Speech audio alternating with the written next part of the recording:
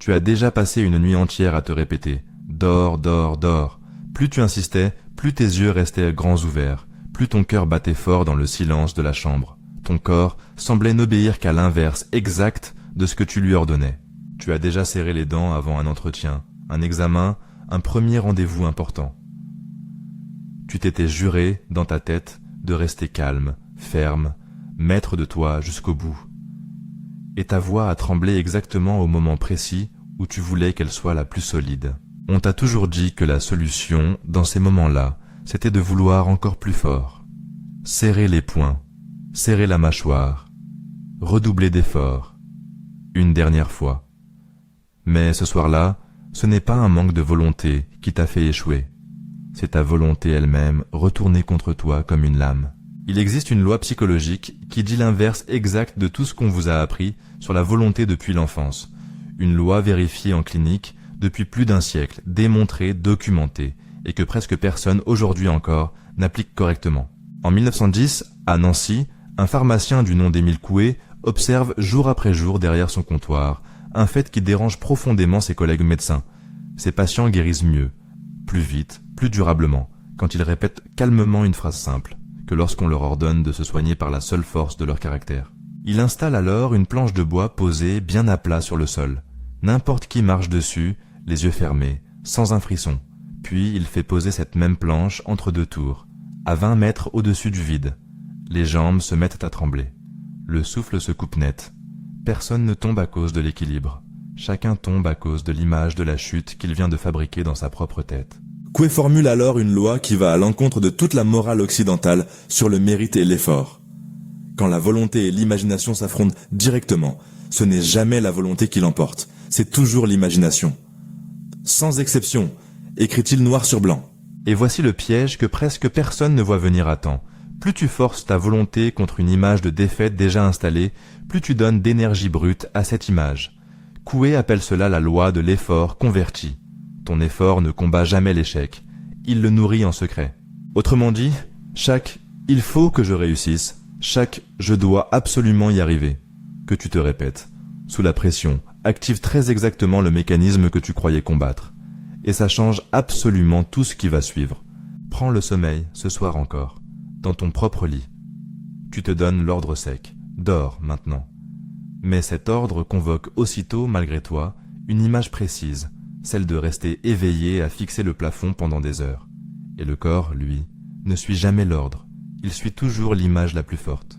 Coué reçoit dans son cabinet des patients qui bégayent depuis l'enfance, parfois depuis 20 ans, humiliés à chaque rentrée des classes. Plus ils se concentrent pour bien articuler chaque syllabe, plus ils bloquent sur le tout premier mot. Leur volonté crie, parle clairement. Leur imagination, elle, hurle bien plus fort. Tu vas échouer, devant tout le monde. Les psychologues appelleront plus tard ce mécanisme précis, l'effet idéomoteur. Le cerveau, en réalité, n'exécute jamais de commandes abstraites. Il exécute des images concrètes, vivantes, chargées d'émotions. Et dans l'ordre, ne tombe pas. L'image entière de l'échec est déjà contenue, prête à s'exécuter. Imagine un funambule, très haut au-dessus du vide, dans un silence presque total. Il baisse les yeux une seconde de trop vers le sol. Ce n'est pas la gravité qui le déséquilibre en premier, c'est l'image du vide qu'il vient à peine de nourrir dans son esprit, qui prend le contrôle de ses jambes avant même qu'il ne s'en rende compte. Si l'imagination gagne toujours ce duel invisible, alors vouloir plus fort n'est pas simplement inutile face à elle. C'est très précisément le pire choix possible dans l'instant, celui qui garantit presque l'échec qu'on redoutait. En 1987, le psychologue Daniel Wegner demande à un groupe de volontaires une seule chose, en apparence anodine. Pendant 5 minutes exactement, ne pensez surtout pas à un ours blanc. Résultat mesuré, l'ours blanc envahit leur esprit bien plus souvent que chez ceux à qui l'on n'avait rien demandé du tout. Le même mécanisme frappe des golfeurs professionnels, sous la pression d'un tournoi filmé. On leur répète, juste avant le coup décisif, « Ne ratez surtout pas ce put ». Leurs muscles se crispent, alors très précisément sur l'image de l'échec qu'on vient de leur imposer. Et la balle, presque mécaniquement, part à côté du trou. Même logique, exactement, avec un régime alimentaire strict que l'on s'impose du jour au lendemain. S'interdire un aliment fabrique son image en boucle, jour et nuit, dans la tête de celui qui essaie de tenir bon. Et la volonté seule, statistiquement, perd ce combat presque à chaque fois. Chaque 1er janvier, quelque part, Quelqu'un se promet, les dents serrées, dans le silence d'un appartement vide. Cette fois, j'y arriverai, à la force pure du poignet. 3 semaines plus tard, la carte de salle de sport dort déjà au fond d'un tiroir, oubliée, couverte de poussière. Alors comment font vraiment ceux qui changent en profondeur, sans passer leur vie entière à lutter, épuisés, contre eux-mêmes?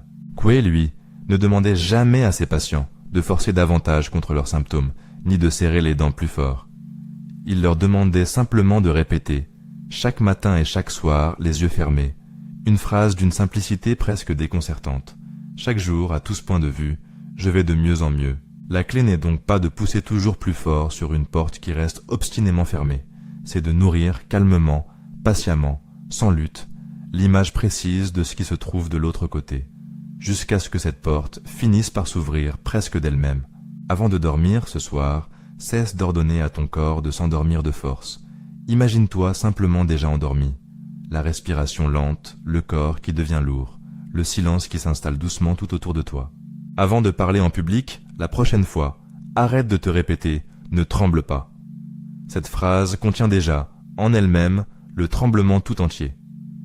Imagine plutôt ta voix posée, ton souffle stable, chaque phrase qui sort claire et nette devant les autres. Cette loi de l'effort converti touche aussi l'argent, la séduction, la négociation, des territoires où la volonté brute échoue silencieusement, chaque jour, sans que personne ne comprenne vraiment pourquoi. Ce sera l'objet d'un prochain épisode, ici même. Alors, la prochaine fois que tu sentiras ta volonté se crisper contre toi-même, dans le silence d'une pièce ou avant un moment décisif, quelle image choisiras-tu cette fois de nourrir à sa place ?